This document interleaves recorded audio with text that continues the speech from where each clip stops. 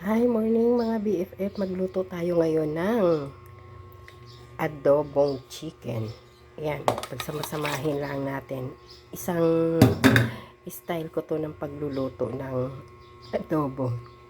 Samasamahin natin sa isang kaserola. Ilagay natin yung bawang, sibuyas, ayan. Madami-daming sibuyas akong inilagay para masarap, mabango. Tapos lagyan natin ng half cup ng toyo, 1/4 cup ng suka, mga 3/4 glass ng water kasi para pampalambot yan. Tapos lagyan natin ng laurel, mga 2 o 3 dahon lang ng laurel. Ayan. Tapos lagyan natin ng paminta.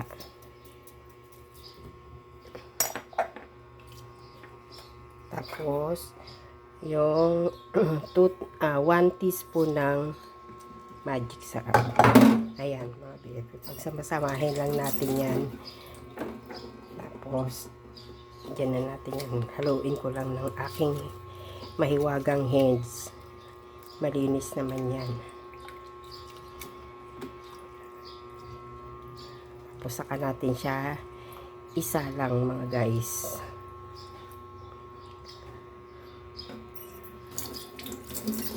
Balikan natin siya mamaya sa next step natin. Ayan mga BFF, sinalang na natin yung ating chicken adobo. Hintayin na lang natin siyang kumulo, mag-evaporate yung kanyang sabaw ng konti. Tapos balikan natin siya later. Ayan mga BFF, nakalimutan ko lagyan kanina ng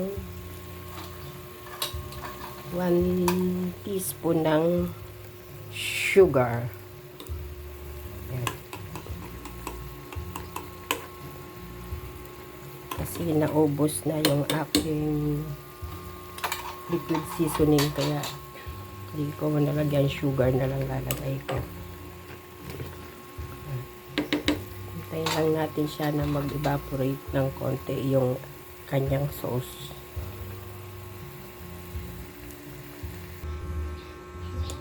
Ayan mga BFF, balikan natin ang ating niluluto na mainit. Ayan. Medyo nag-evaporate na yung ating sauce.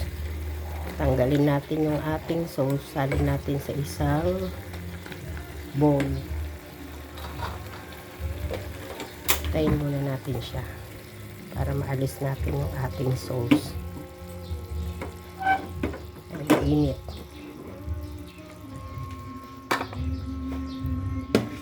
Ayan mga BFF.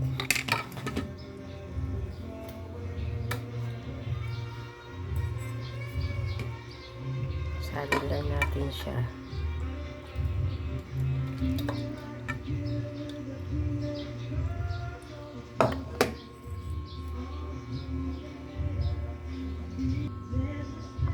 Ayan mga BFF, naisalin na natin yung sauce sa isang bowl natin.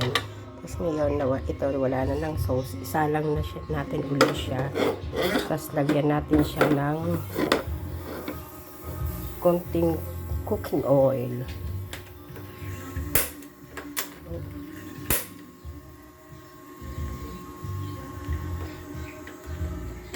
Lagyan natin ng konting cooking oil. Yung panggisa lang. Hayaan natin siya dyan mag-prito. Ayan mga BFF.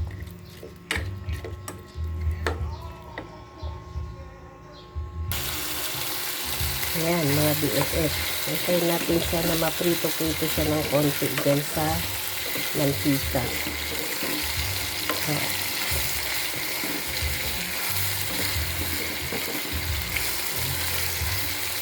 Ayan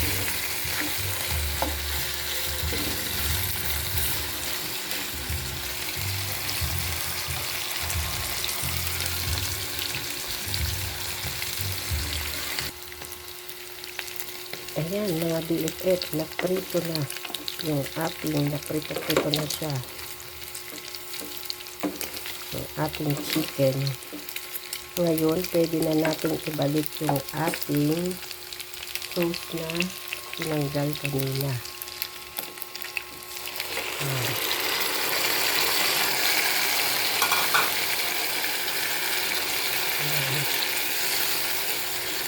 Isang way yan ng pagluto ng adobo.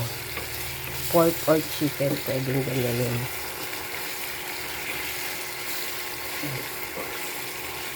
Ayan guys. Tapos, nilagyan ko pala yan kanina ng konting kurot ng asin kasi para pambalance na. Ayan. Okay na yan mga BFF. Luto na ang ating chicken adobo.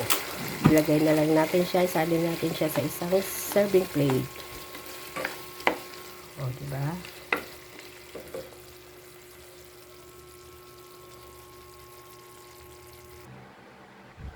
Ayan na mga BFF. Luto na ang ating chicken adobo.